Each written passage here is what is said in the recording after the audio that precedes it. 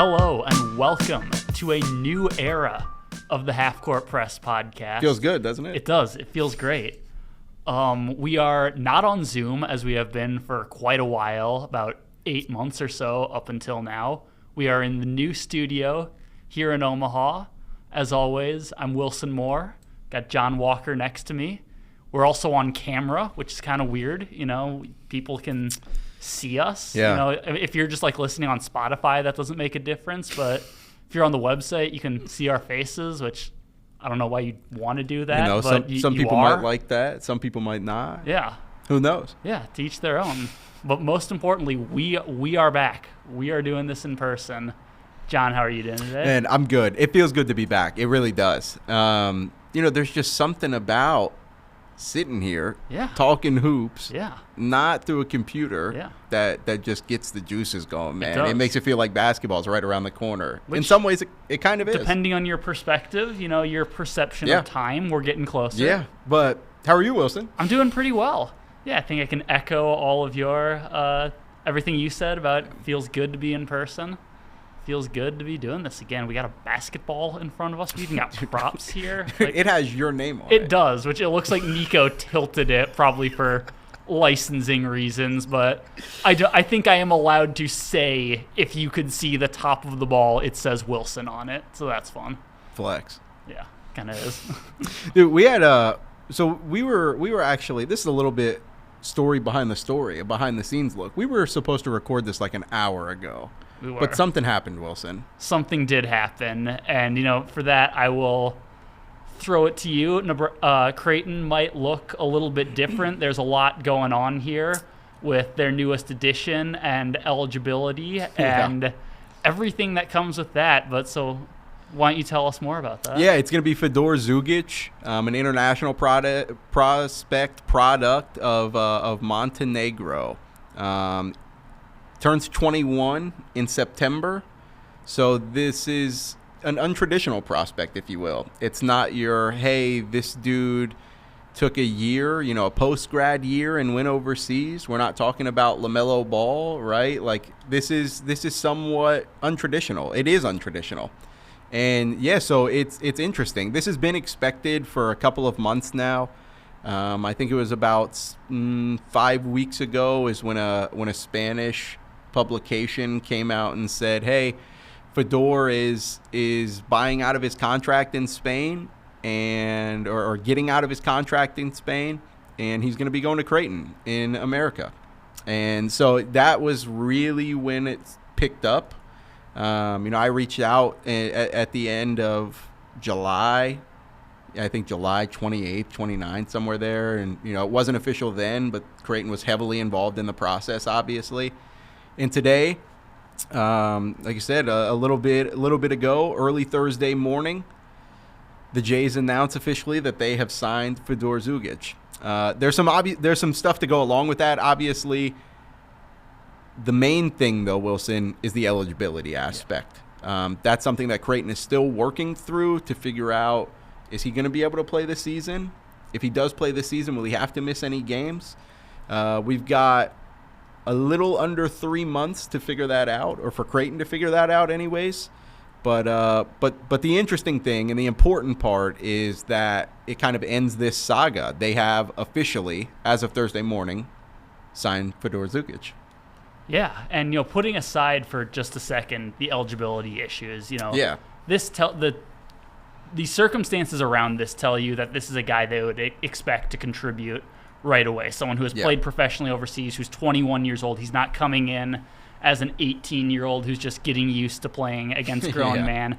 And I think even bigger around that is just, if you're Greg McDermott or really any other college basketball coach, you're not signing a guy on August 22nd if you don't expect him to be part of the things immediately. No, not at all. And that's one of the things that Greg McDermott, you know, we talked in May, and I was just previewing the roster. They had already made their portal additions by that point with Pop Isaacs and Jemiah Neal. They had a couple of spots, but they had that one final roster spot. And I had asked him, I said, do you leave that open? Do you fill it immediately? What do you do? And he said, you know, we'll probably leave it open. Things always shake out later in the summer. and you never know what's going to happen. And that's exactly right. I don't know if Fedor was on their radar when we talked in May. Maybe he was, but I didn't get that impression. But yeah, they left the roster spot open for a reason. And exactly right, Wilson. You're not going to go sign. You're not going to take a flyer, if you will, on a soon-to-be 21-year-old in the middle of August if he's just going to sit the end of your bench. And I don't think Fedor Zugic would come to Creighton if he was just going to sit the end of the bench. And so, no, this is a guy that they expect to and will likely, eligibility depending, obviously, have an immediate impact. It's interesting because he's 6'5", 6'6", who knows, depending on which roster he's listed on. So it's either a logjam in the backcourt, a backcourt that this offseason returned Stephen Ashworth for his final year, added Pop Isaacs, who's the assumed successor playmaking guard to Trey Alexander. And then they added a couple of freshmen, Larry Johnson, Ty Davis, and Sterling Knox no longer has his red shirt. Like, he's a red shirt freshman this year. So, and Greg McDermott was really complimentary of him when we talked in May. And so it's interesting. There's a logjam in the backcourt now. Although, Wilson, Fedor in a smaller lineup could play the three. We could see him play the three anyways. It really just depends. But that's, this is why Greg McDermott is one of the 20th highest paid coaches in college basketball to figure this out. It'll be interesting, though, because we made it through last season. We went through last season saying if Creighton had depth, that's not going to be any type of an excuse this year. They're going to have depth. So it'll be interesting to see what Fedor does. I'm not really sure because of the eligibility piece. Yeah. But if that gets cleared up, whether it's in the middle of the season, before the season, whatever it is, he's going to have an impact on this team. Now, what can he bring to Creighton? What is his skill set? I've never seen him play. I'm sure a lot of folks here in Omaha are not regularly watching the Spanish leagues. I wouldn't think so. No, so he's played. I mean, he's the youngest player to ever play in the EuroLeague. When he was, like I said, turns 21 in September. When he was 15 and a half, give or take, is when he debuted in the EuroLeague. He was the youngest player to ever do that. And so he's really developed his game. Let's see, last year averaged 10 points, 2 rebounds, assist and a half in 21 minutes a game. That's not that bad. But I think the interesting thing, though, Wilson, he was 45% from the field, 36% from deep. Everyone in the country knows. That sounds like a guy who plays for the Creighton Blue Jays. Yeah, everyone in the country knows that Creighton wants to, as they say, let it fly. It's not a secret. One of the things that they were intrigued by in Jemiah Neal was he didn't have the best numbers at Arizona State, but they think in their offense with how they manage, they can get him better looks. So you take Fedor Zugic, a guy who already shoots 36%, playing in FIBA rules, mind you, and you put him in this offense, he could be a 40% shooter from deep. Okay. I think. So, yeah, we're going to see. He does a little bit of everything, though. Wants to not going to crash the glass like Baylor Shireman did, but he can stick his nose in there and get a rebound. Really high IQ player because he's been playing the game for 6 years against professionals in Europe now. But really, all-encompassing, a do-it-all player who, I think can really, really find his way into the lineup. By the end of the year, if the eligibility takes care of itself. Yeah. But that's we'll stick overseas, if you will. Yeah. Because the Olympics happened. They did. And it's been a while since we talked. It has been. At least a month. I think our last episode was like July 2nd. Okay. So it's been 6 weeks, a little bit more than, I guess, and almost a little bit more than. And the Olympics happened. They did. And I was watching it for volleyball because Creighton had Taryn Cloth in there. But as it pertains to this here podcast, You were watching it for basketball because Nebraska had a couple of guys. I was. Keisei Tominaga played for Team Japan. Jack McVeigh played for Team Australia. Keisei did not play a whole lot. Which was strange because he averaged double figures when they qualified for the Olympics a year ago last summer. The friendly that they played like a week before the game started, he was in the starting lineup, so it was a little kind of a shock to the system when you're watching. I got up at like 6:30, which some people laugh, but that's early for me. I didn't think like... Oh, that's early. Yeah, like who's doing anything before that? Someone apparently, but I don't know. Yeah. I set my alarm for 6:28 to be up for that 6:30 tip-off, and it's just this kind of realization like, oh, Keisei does not appear to be in the rotation. And that was most of his Olympic experience. He got a little bit more run in Japan's last game, but didn't play a whole lot, which, that's got to be disappointing. On the other hand, you're an Olympic athlete, so that, the experience is still there. But Nebraska also had Jack McVeigh in the Olympics, former Husker. He did play. He played some pretty major minutes for Team Australia. And that's a guy who you see him play, you see him on this Australian team, which it was no guarantee he was going to even make. Yeah. And it's just, you can't help but feel happy for the guy because he has been through a lot from a basketball perspective. He had a kind of up and down career at Nebraska. He left when he still had a year of eligibility remaining because he was just kind of buried on the bench. And so to see him succeed has been pretty cool. Not just in the Olympic team, playing big minutes, taking big shots. Yeah. He played in crunch time of Australia's game versus I'm blanking right now. I bet Dylan knows. Serbia. Thank you, Dylan. Shout out, Dylan. Yeah. I knew Dylan would know. Yes, against Serbia, which went into overtime. He was a key piece of that, and just someone who's slowly risen up the ranks in recent years. He's played professionally in Australia the past couple of years, been a pretty widely known name in the world of Australian basketball, and now this upcoming season he'll be on the Houston Rockets on a 2-way contract. Well, how much of that Olympic experience and what he did in Paris, how much of that do you think helped him reach that deal with Houston? I forget the exact timeline.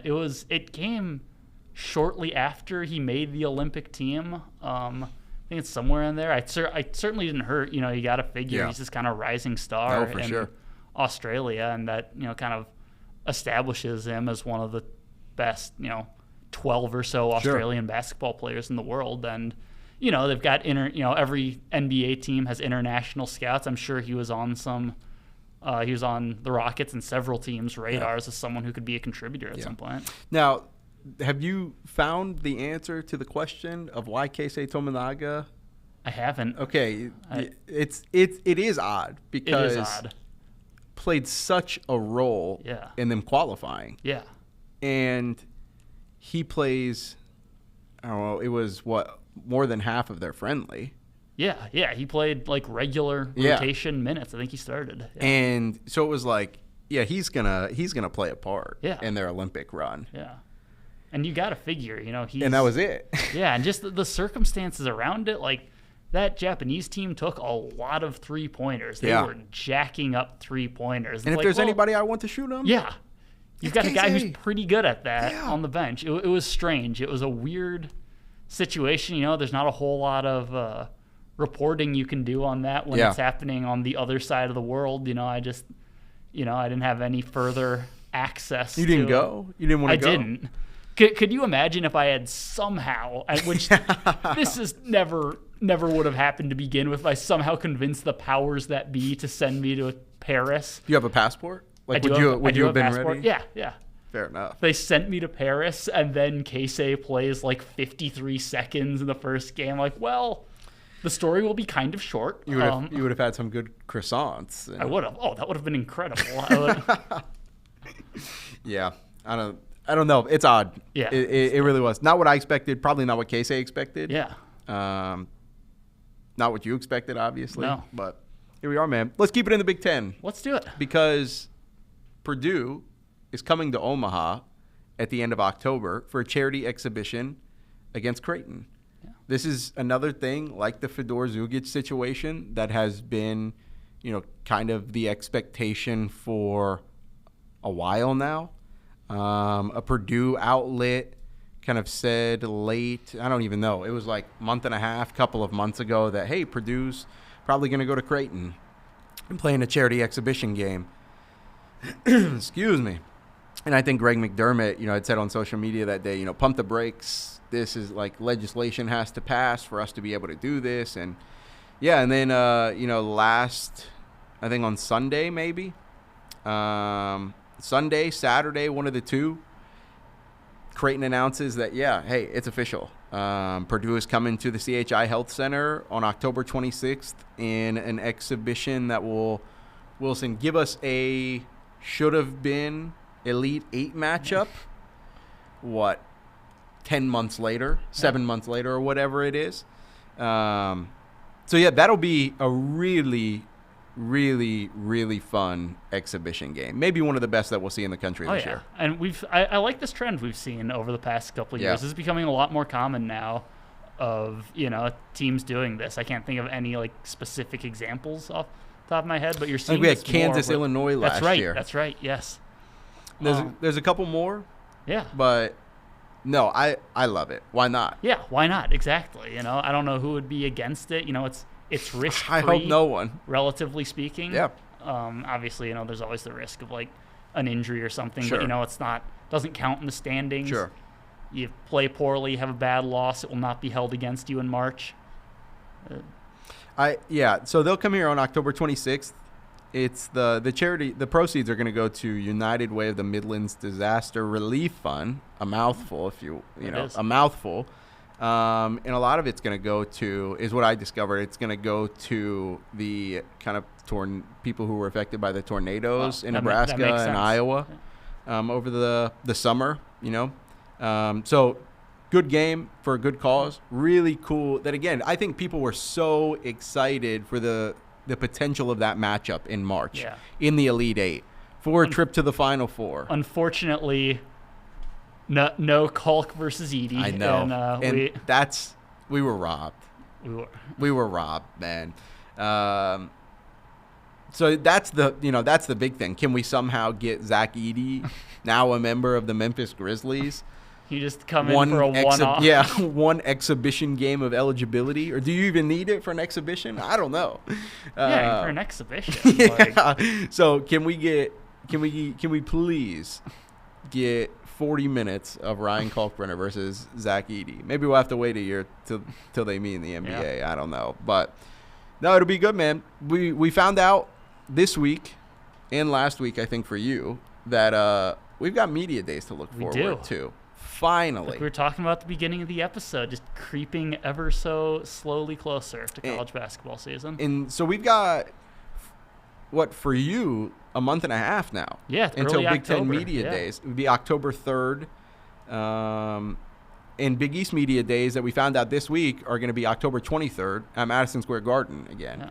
So we're there, man. We're there. We're right here. But more importantly, Wilson, when you go to Big Ten Media Days, what is one storyline you're going to be chasing or hunting or watching when it comes to Nebraska? When it comes to Nebraska, I think it's the fact that the Huskers are in relatively uncharted territory. They have never been coming off of a tournament season under Fred Hoiberg. The last time they made the tournament was 2014. Yeah. And in 2014, they didn't capitalize on that momentum. They didn't become the perennial tournament team they were hoping to be. They came close a few years later. But so I think that's just the big thing. And Fred Hoiberg has talked about this in just over the past couple months, summer availabilities on the phone, whatever. Just that the next step for them is taking the next step. It's getting to the tournament again, and it's winning a game for the first time in program history. And I know that's not a super, out there, nothing crazy about saying that. It is for this program. Yeah. But I mean, just in general, of a team makes it, lose in the first round, and they say, okay, our next step is going further. But for Nebraska, that would be a very just major point. I mean, if they win a tournament game, that's the high point maybe in program history. They've never done that before. So I think just, how this team will come together, how, they'll gel in a team that's a lot of newcomers. Once again, we've seen over the past few years that Fred Hoiberg and his staff like to build out of the transfer portal. Did they bring in seven? Something like that, yeah.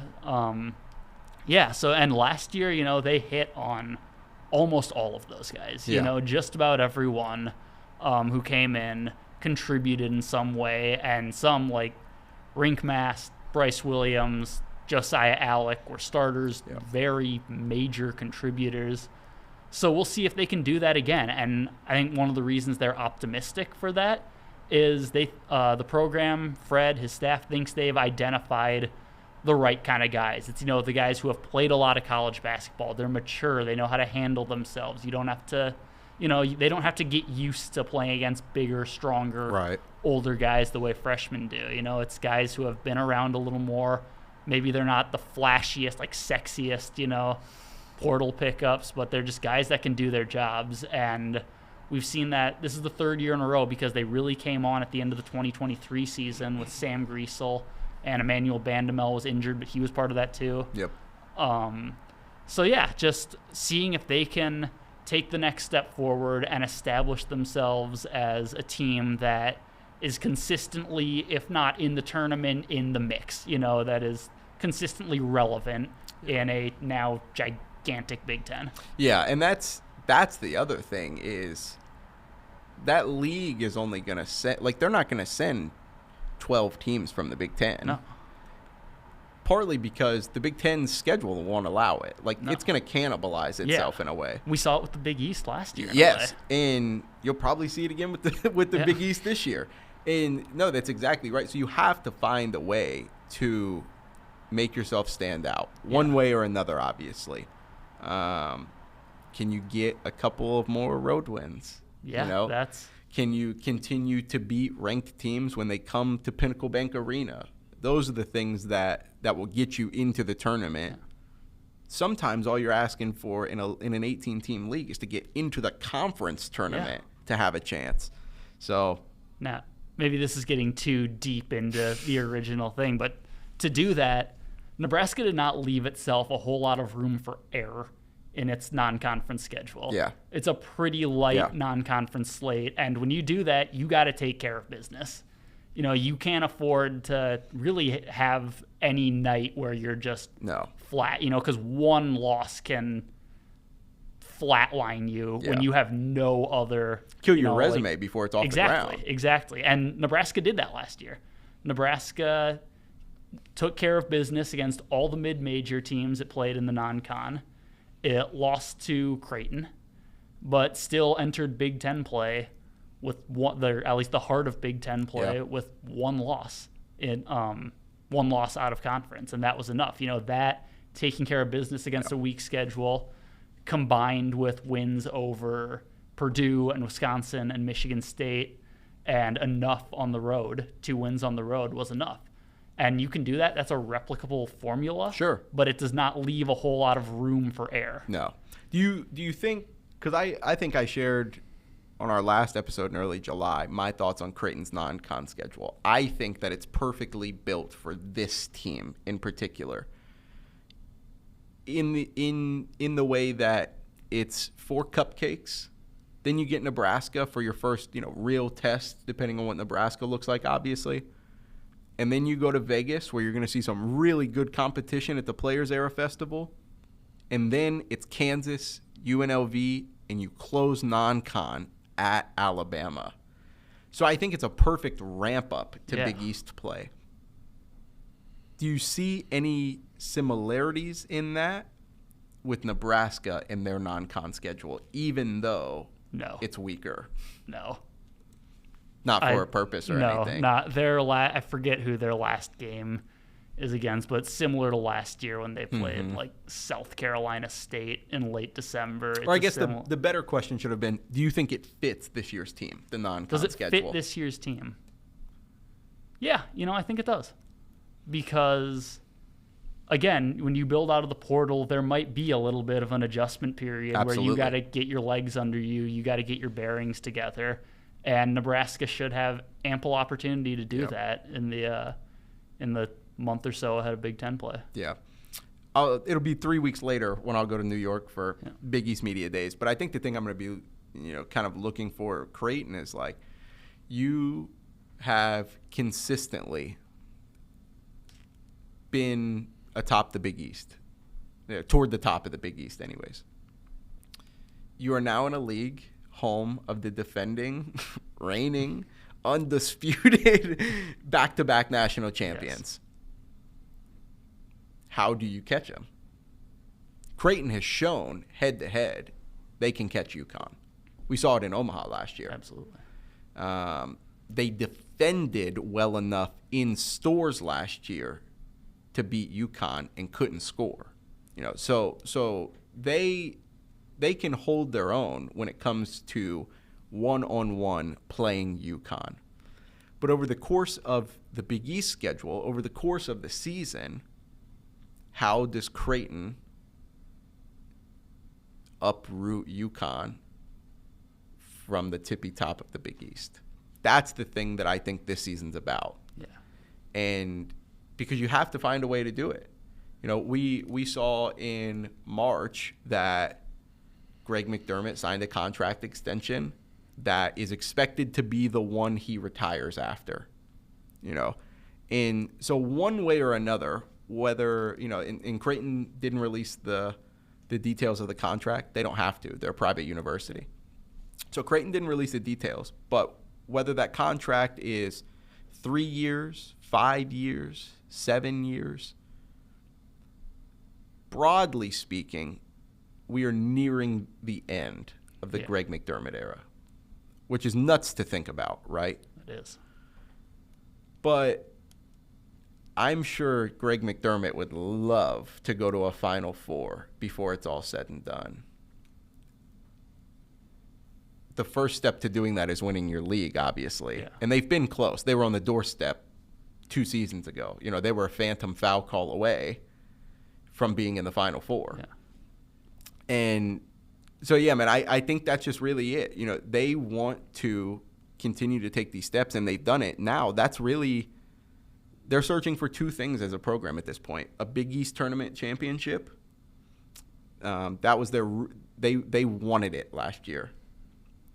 Dropped a stinker in the first round of Providence. They won a Final Four, and they have been close to doing that on a few occasions and just haven't gotten to kick down that door. So that's what I think this season is really about for Creighton. That's going to be the storyline that I'm chasing in Madison Square Garden is why is this team, a team without Baylor Shireman, a team without Trey Alexander, a couple of NBA guys, why is this the team to uproot UConn? Yeah. So we'll find out that answer in a couple of months. I think. But yeah, let's take a look ahead to 2025. Odd to think about, but the recruiting cycle largely just wrapped up. Aside from your mid-August international edition. Yeah. But the recruiting cycle for 2025 has largely kind of wrapped up for the time being. That final AAU evaluation period, I think, is like end of July. And so it's done for what it's worth at the moment. What did you learn about what Fred Hoiberg and Nebraska are looking for in next year's class through the people they were on the trail for? Well, as we know, Nebraska, relative to other teams, is heavier on portal than it is high school recruiting. Right. They don't have a single 2025 commit at the moment. It was Braden Frager. He reclassified to 2024. Yeah. So they'll certainly have some holes to fill. It's a veteran team. There are going to be quite a few guys moving on after next season. But, it remains to be seen how much of that will be through the high school ranks versus the portal ranks. I know they have some pretty major, recruiting weekends coming up with guys once, football season starts. Of course.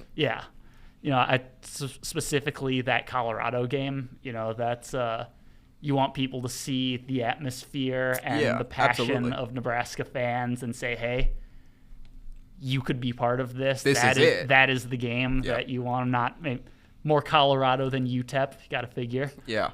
So yeah, we'll see. I know they've big fish in that class is Amari Bynum, formerly of Omaha Bryan. Now he's at a prep school in Missouri. Link Academy, yes.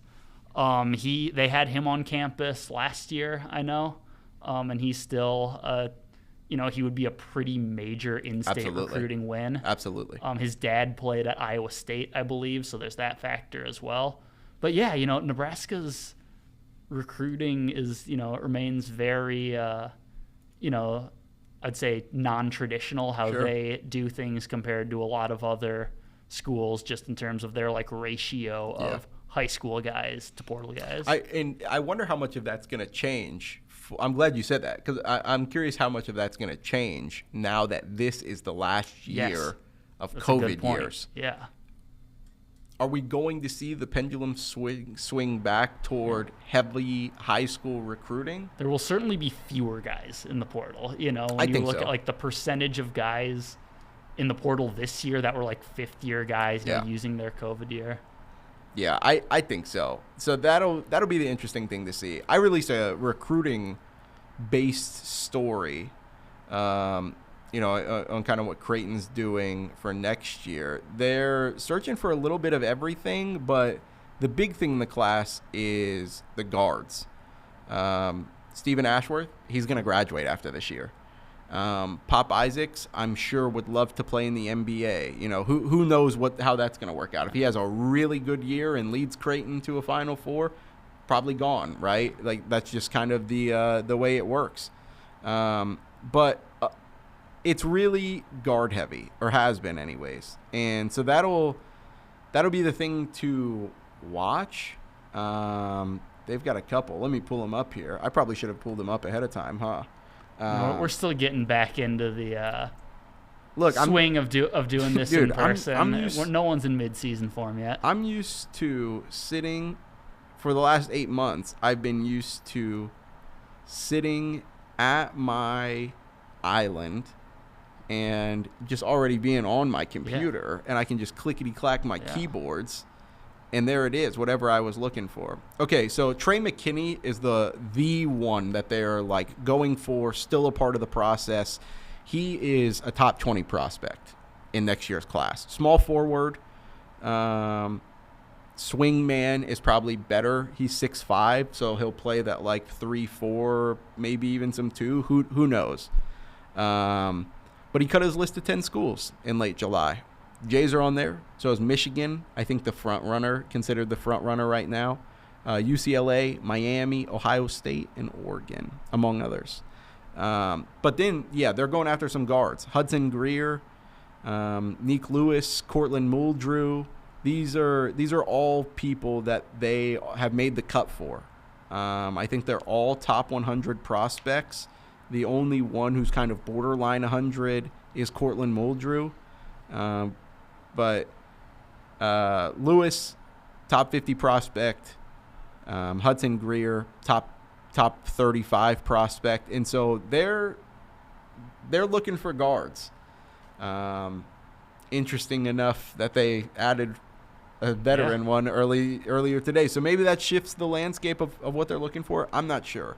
But Wilson, the priority in next year's class for me is Eric Reeby, 7-foot center. I was going to say they're going to be needing size. They are going to need a Ryan Kalkbrenner replacement.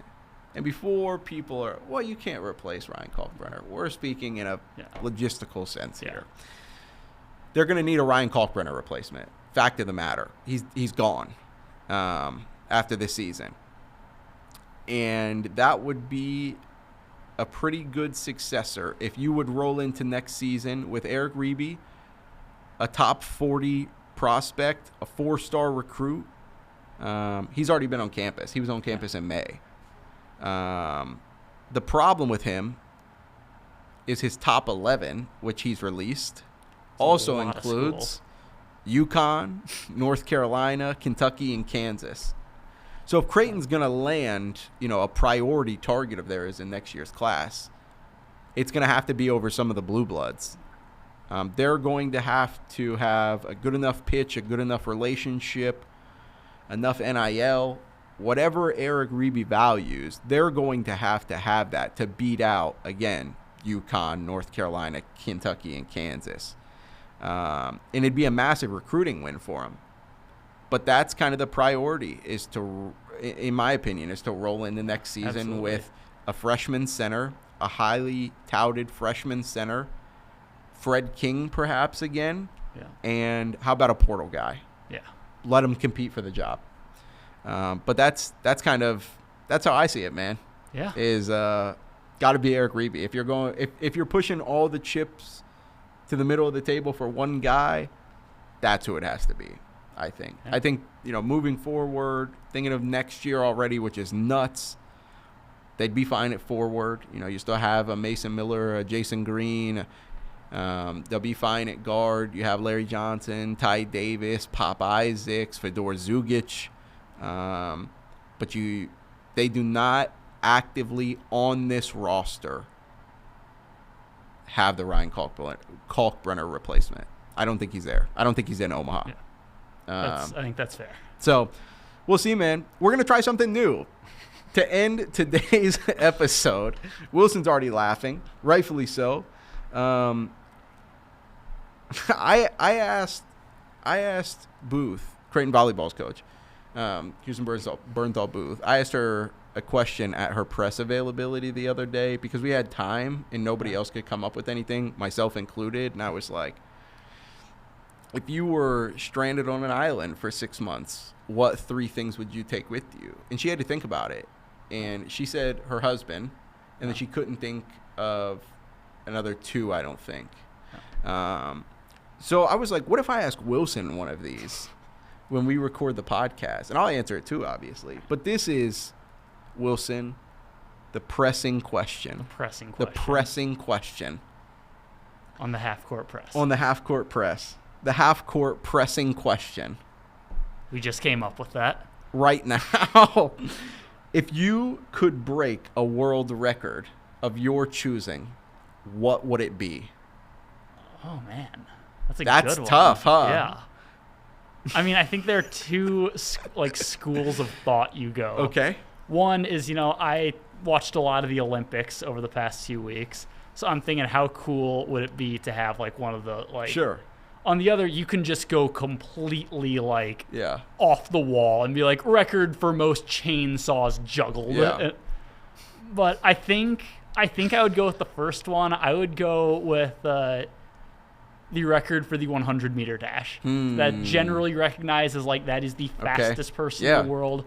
That would involve breaking Usain Bolt's record.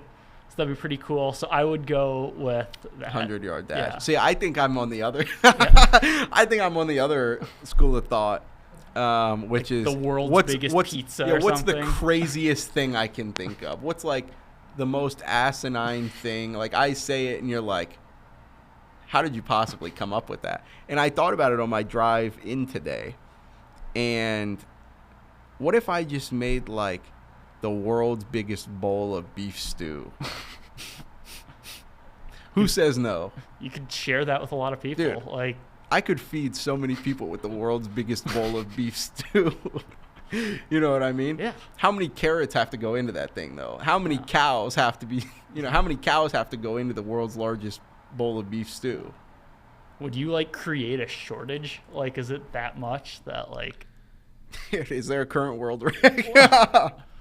would you need so many cows? There would be fewer hamburgers available to the general public because they're all there is an actual record for this. Yeah. So the largest meat stew weighed 10,533 pounds. And it was done in Brazil on May 5th, 2019. The purpose of the event was to promote this brand's cattle species. Oh, that was a beef Wellington, though. World record beef Wellington. So that's not even a... Oh. Yeah, no. Yeah, beef stew, world's largest beef stew. I'll make it 11,000 pounds. Still out there. Yeah, for now, until I do it. Who knows? Yeah, who knows? You got anything else, Wilson? I don't think so. I don't think we can top that. Yeah, probably not. But we'll try to next episode. Yeah. Thanks, everybody, for watching this week's episode of Half Court Press. Make sure to follow all of Wilson's stuff. Make sure to follow all of my stuff and follow everyone's stuff over at omaha.com. Thanks for tuning in today. We'll talk to you all next time.